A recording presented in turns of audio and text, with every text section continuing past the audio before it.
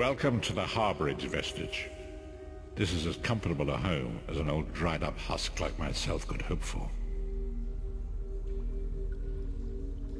Despite my blindness, nay, because of it, my other senses seem to have heightened. This place had the right smell about it. Indeed, but let us not get ahead of ourselves. Without an understanding of where we are bound, every road will get us nowhere. Before we truly understand our destination, we must speak of the past. Of a sort. I invite you to enter my mind and walk with me through visions of the past, that you might understand the events that brought us to this time, this moment. Enter my mind, Vestige, and walk with me through the shadows of past events.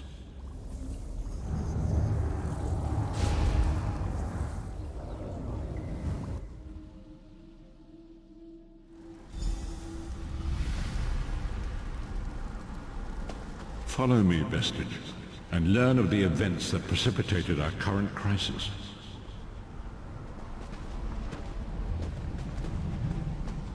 My part in the story began when I awoke on the steps of the Abbey of the Moth Priests, with no memory of my prior life. The Moth Priests took pity upon me and brought me into their fold. I was weak and near death.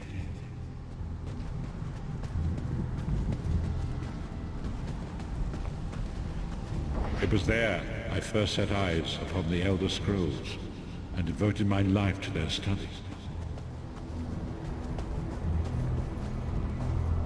The scrolls allowed me to glimpse the very fabric of reality, but each profound insight dimmed my vision and eventually left me permanently blinded to the light of the world.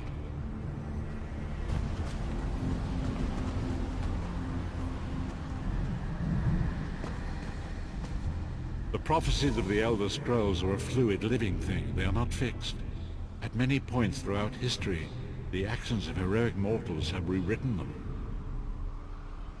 I only know that you are important, Vestige. The scrolls reveal to me that your destiny is intertwined with that of the Five Companions.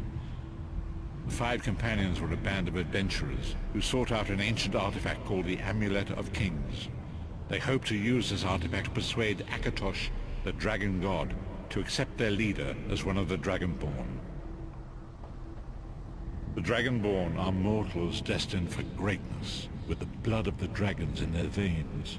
It is said that only a true Dragonborn can ignite the eternal dragon fires in the Imperial City. You have already heard enough babbling from this old blind fool. It is time you met the Five Companions yourself and witnessed their fate.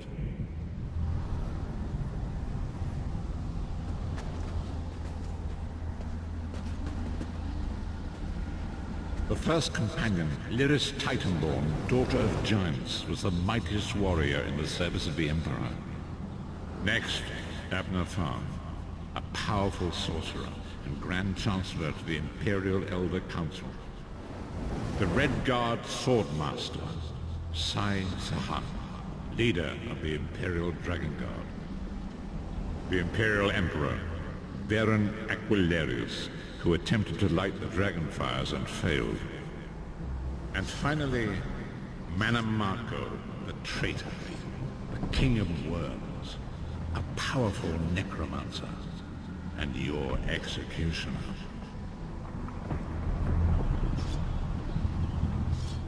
These were the Five Companions who set out from the Imperial City on an epic quest to recover the lost Amulet of Kings. Manamako convinced Varen that the amulet could be used to perform a ritual that would rekindle the dragon fires. He claimed this would please Akatosh and entice him to adopt Varen as one of the Dragonborn. By tradition, only the Dragonborn can lay claim to the Ruby Throne and rule as the one true Emperor by divine right.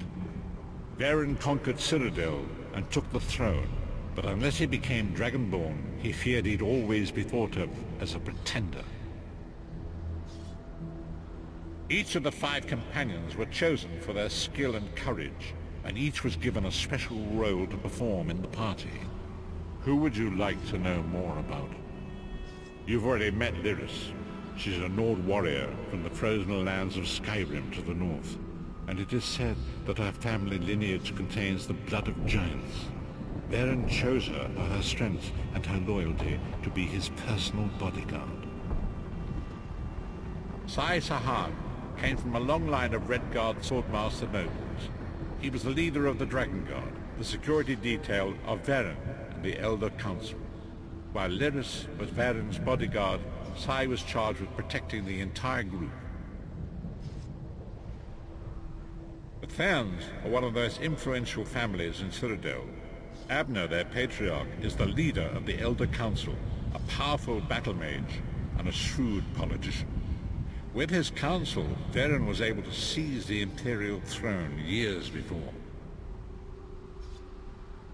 Manamako the traitor, the great enemy, the most powerful necromancer this world has ever known. His worm cult infiltrates and corrupts every corner of Tamriel. It was he who convinced Varen to perform the ritual you are about to witness. Disaster, war, and pestilence. A world brought to its knees. Now watch and see how one man's arrogance brought about the greatest threat our world has ever known.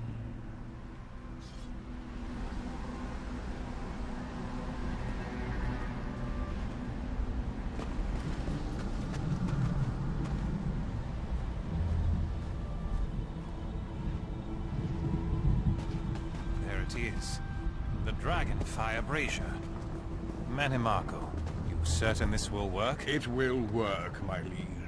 The Amulet of Kings will rekindle the dragon fires and ensure your rightful place as Emperor. You have my word. It better work, Manamako, or you'll find your neck at the business end of my axe. My lord, I wonder if you'd muzzle your half-giant pet. She really is annoying. Enough, both of you. We are here to ensure my lord's rightful claim to the Ruby Throne. Abner, begin the ritual. I have a destiny to fulfill. Yeah! By the lighting of the dragon fires, I claim my rightful lineage. By the fires of creation, let me be reborn. By the will of Akatosh, I proclaim myself Dragonborn.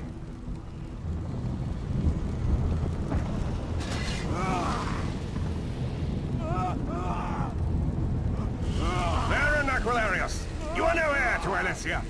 You will pay for your sacrilege. The veil between Tamriel and Oblivion tears and splits asunder. What's happening? The sky's opening up. This is bad. This is very bad. Ah! This isn't supposed to happen. What's the meaning of this? Manamako, what have you done? Gullible fools! The veil between Oblivion and this world has been torn. My master, Moloch Baal, is free to claim Tamriel for his own. Akatosh, forgive me! Have mercy on our souls!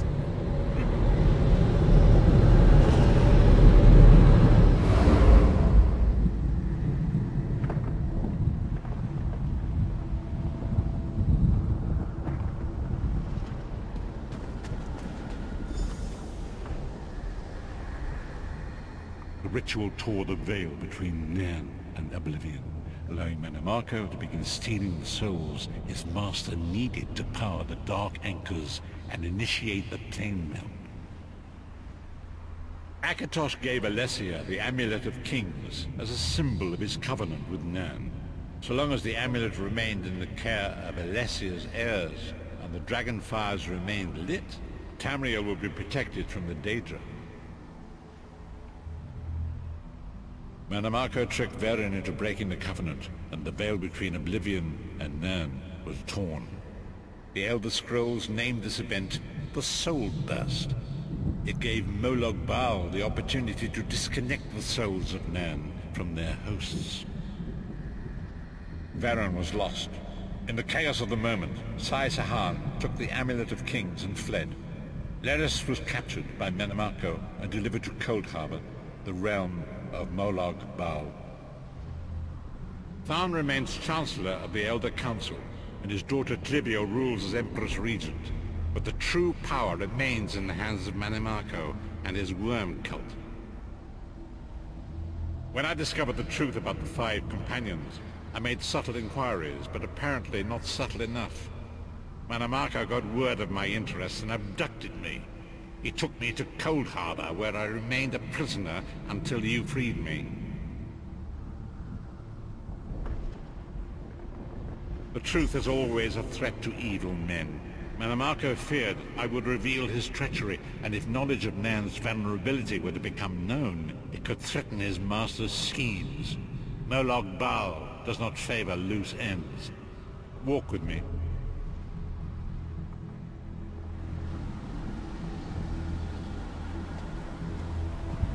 Long ago it was written, so long as the Amulet of Kings was borne by Alessia's heirs, Tamriel would be protected from the forces of oblivion. But the soul burst tore the veil between worlds and gave Molag Bal the opportunity he desired. Molag Bal's dark anchors pierce the torn veil and seek to draw Nan into the depths of Cold Harbor. These terrible engines of destruction are appearing all throughout Tamriel.